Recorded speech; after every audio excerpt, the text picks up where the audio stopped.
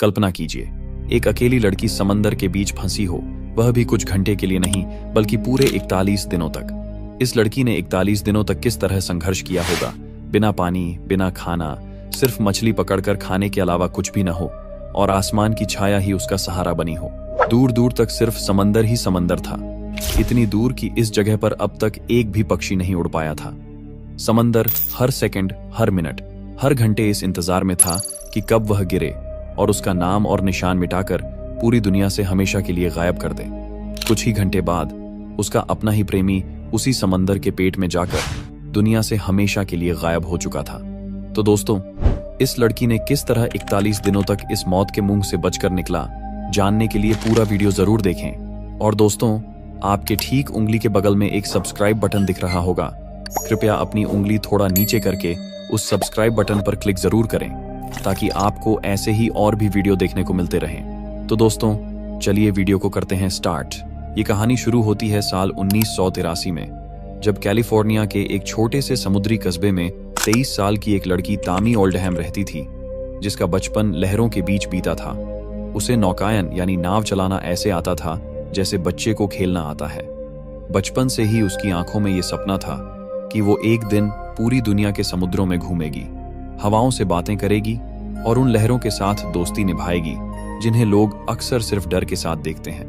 तामी का मन हमेशा पानी की तरफ खींचता था। किनारे पर बैठकर लहरों को देखना और दूर जहाजों को निहारना उसका रोज का काम था। इन्हीं दिनों एक दिन उसकी जिंदगी ने ऐसा मोड़ लिया जो हमेशा के लिए उसकी किस्मत में लिख दिया गया। तामी की मुलाकात एक लंबा चौड़ा, मजबूत कदकाठी वाले इंग्लैंड के रहने वाले रिचर्ड शार्प से हुई। रिचर्ड भी समंदर का दीवाना था। उसका ज्यादातर वक्त नौकायन और सफर में ही गुजरता था। दोनों की मुलाकात एक समुद्री सफर के दौरान हुई और जैसे ही उन्होंने एक दूसरे से बात करना शुरू किया, उन्हें पता चल गया कि उनके दिल के कोने में एक जैसा सपना पल रहा है, समंदर में जीना, समंदर में सफर करना और दुनिया देखना। शुरुआत में ये मुलाकातें दोस्ती में बदलीं और धीरे धीरे दोस्ती एक गहरे रिश्ते में बदल गई। वो रिश्ता जिसमें दो दिल एक ही दिशा में बहने लगे, ठीक वैसे ही जैसे दो लहरें मिलकर एक हो जाती हैं। कुछ महीनों बाद किस्मत ने उन्हें एक बड़ा मौका दिया। एक अमीर जोड़े ने तामी और रिचर्ड को अपने बड़े जहाज हजाना को ताहिती से अमेरिका के कैलिफोर्निया तक पहुंचाने का काम दिया। ये कोई छोटा सफर नहीं था, करीब 6000 किलोमीटर लंबा रास्ता जिसे तय करने में 30 दिन लगने वाले थे। जहाज पूरी तरह लकड़ी का बना था, मजबूत और समुद्री सफरों के लिए बेहतरीन। इस यात्रा के लिए उन्होंने जहाज में खाने पीने का भरपूर इंतजाम किया। डिब्बा बंद खाना, ताजे फल, चावल, पानी, चाय, कॉफी, सब कुछ। साथ में नक्शा, कंपास और रेडियो भी रखा गया ताकि रास्ता और मौसम की खबर मिलती रहे। 23 सितंबर 1983 को ताहिती के बंदरगाह से यह सफर शुरू हुआ। आसमान नीला था, हवा ठंडी थी और लहरें बेहद शांत। तामी डेक पर बैठी समंदर की गहराई को देख रही थी और रिचर्ड स्टीयरिंग पकड़कर मुस्कुरा रहा था। रिचर्ड ने मजाक में कहा, यह सफर हमारी जिंदगी का सबसे खूबसूरत सफर होगा। और तामी ने हंसते हुए जवाब दिया, और हमारे प्यार की सबसे प्यारी याद भी। शुरुआती दिनों में सब कुछ सपने जैसा था। सुबह सूरज की सुनहरी किरणों के साथ चमकता पानी, दिन में जहाज का सफर, शाम को डेक पर बैठकर बातें करना और रात में लाखों तारों के नीचे सोना। लेकिन जैसे जैसे दिन बीतते गए, सफर ने अपना रंग बदलना शुरू कर दिया। सफर के 18वें दिन रेडियो से खबर आई कि एक खतरनाक तूफान हरिकेन रेमंड उनकी तरफ बढ़ रहा है। हवा की रफ्तार 190 किलोमीटर प्रति घंटा और लहरों की ऊंचाई 12 से 15 मीटर तक पहुंचने वाली थी। रिचर्ड ने तुरंत रास्ता बदलने की कोशिश की, लेकिन समंदर में तूफान का रास्ता बदलना आसान नहीं होता। रात करीब 3 बजे आसमान काला हो चुका था, हवाएं चीख रही थीं, लहरें दानव की तरह जहाज को निगलने दौड़ रही थीं। अचानक एक विशाल लहर ने जहाज को पलट दिया। तामी और रिचर्ड दोनों पानी में गिर पड़े। ठंडा खारा पानी सांस रोक रहा था। चारों तरफ अंधेरा और सिर्फ लहरों का शोर। किसी तरह तामी ने टूटे हुए जहाज का हिस्सा पकड़ लिया और ऊपर चढ़ने लगी।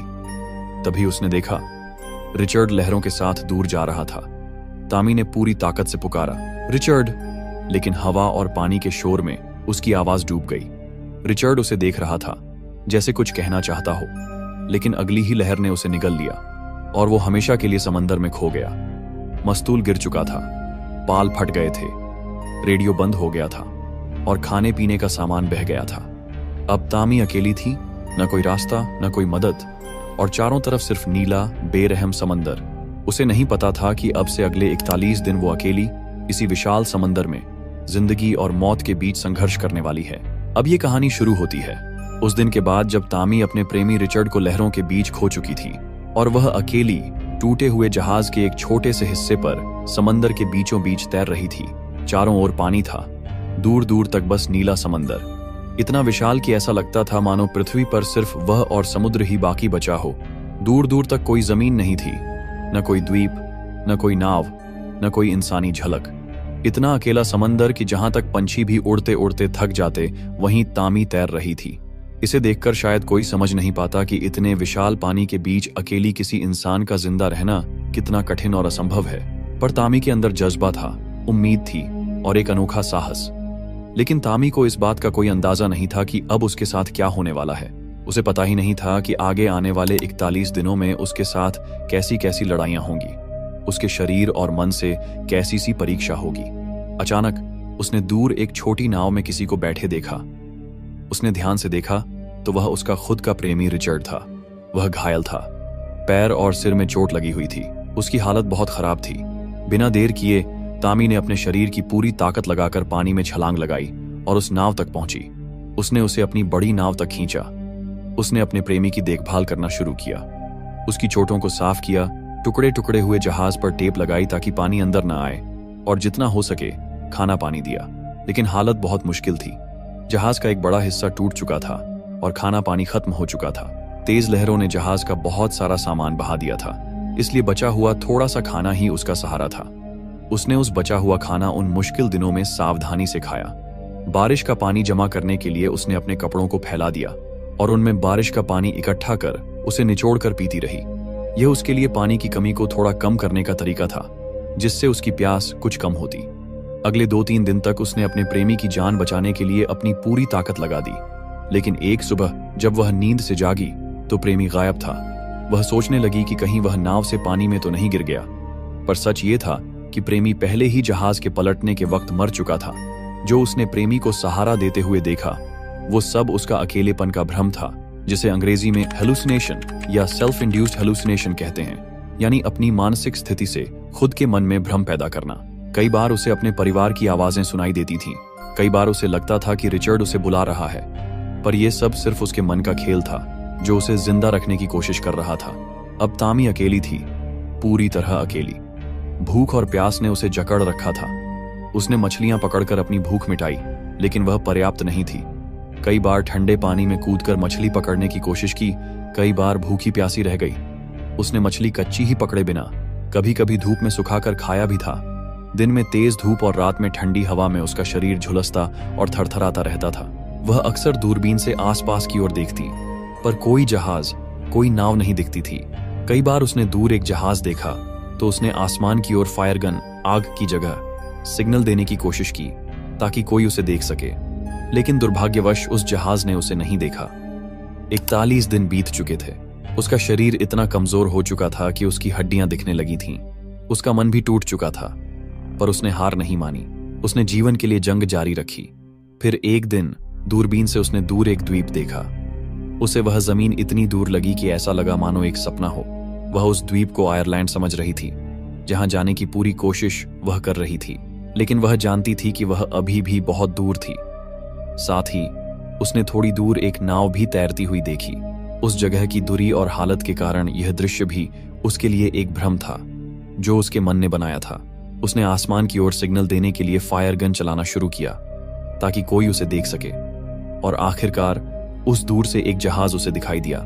होकुसेई मारू जहाज ने उसके सिग्नल देखे और उसकी ओर बढ़ा। जहाज के कप्तान ने तामी को बचाने का आदेश दिया। वे उस तक पहुंचे और उसे नाव से निकालकर सुरक्षित जगह पर लाए। ये बचाव 22 नवंबर 1983 को हुआ था, जो तामी के जीवन का सबसे अहम पल था। उसे हिलो, हवाई के पास बचाया गया था।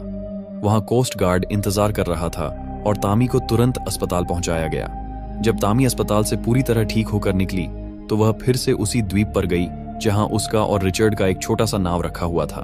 उस नाव के अंदर दोनों की तस्वीरें और उनके भविष्य के सपनों की सारी योजनाएं पहले से ही संजोई हुई थीं। लेकिन अब सब कुछ टूट चुका था। भले ही उसने अपना प्रेमी खो दिया हो, पर जिंदा रहने का हौसला ही इंसान की सबसे बड़ी ताकत होती है, और इसी हिम्मत से वह मौत के मुंह से वापस लौट आई थी। इस कहानी से हमें यह सीख मिलती है कि चाहे परिस्थिति कितनी भी कठिन क्यों न हो, अगर इंसान के अंदर उम्मीद और जज्बा हो तो वह किसी भी मुश्किल से लड़ सकता है और अपने जीवन को बचा सकता है। कभी हार मत मानो, हमेशा उम्मीद की किरण को जगाए रखो। धन्यवाद दोस्तों, आप लोगों ने इस वीडियो को अंत तक देखा, इसके लिए दिल से शुक्रिया। तो दोस्तों, अगर आपको हमारा यह वीडियो अच्छा लगा हो तो इसे अपने दोस्तों के साथ जरूर शेयर करें। साथ ही हमारे चैनल को सब्सक्राइब करना बिल्कुल न भूलें, क्योंकि सब्सक्राइब बटन सिर्फ 2 इंच की दूरी में होता है, इसलिए तुरंत क्लिक करें और ऐसे ही वीडियो के लिए तैयार होकर बैठिए, क्योंकि बहुत जल्द हम नए वीडियो के साथ फिर से मिलेंगे। तब तक के लिए बाय और धन्यवाद।